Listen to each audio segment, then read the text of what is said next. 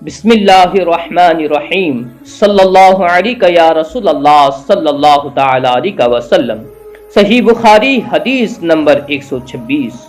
رسول اللہ صلی اللہ علیہ وسلم نے ارشاد فرمایا کہ اے عائشہ، اگر تیری قوم دور جاہلیت کے ساتھ قریب نہ ہوتی بلکہ پرانی ہو گئی ہوتی، ابن زبیر نے کہا یعنی زمانہ کفر کے ساتھ قریب نہ ہوتی، تو میں کعبہ کو توڑ دیتا اور اس کے لیے 2 دروازے بنا دیتا، ایک دروازے سے لوگ داخل ہوتے اور دوسرے دروازے سے باہر نکلتے۔ حدیث نمبر 127۔ حضرت علی رضی اللہ تعالی عنہ کا ارشاد ہے کہ لوگوں سے وہ باتیں کرو جنہیں وہ پہچانتے ہو، کیا تمہیں یہ پسند ہے کہ لوگ اللہ اور اس کے رسول کو جھٹلا دیں؟ حدیث نمبر 128۔ ایک مرتبہ حضرت معاذ بن جبل رسول اللہ صلی اللہ علیہ وسلم کے پیچھے سواری پر سوار تھے۔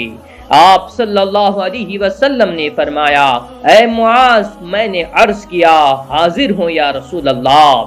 آپ صلی اللہ علیہ وسلم نے دوبارہ فرمایا، اے معاذ، میں نے عرض کیا حاضر ہوں اے اللہ کے رسول۔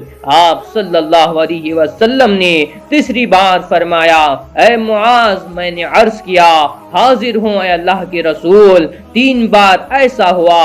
اس کے بعد آپ صلی اللہ علیہ وسلم نے فرمایا کہ جو شخص سچے دل سے اس بات کی گواہی دے کہ اللہ کے سوا کوئی معبود نہیں ہے اور محمد صلی اللہ علیہ وسلم اللہ کے سچے رسول ہیں، اللہ تعالیٰ اس کو دوزخ کی آگ پر حرام کر دیتا ہے۔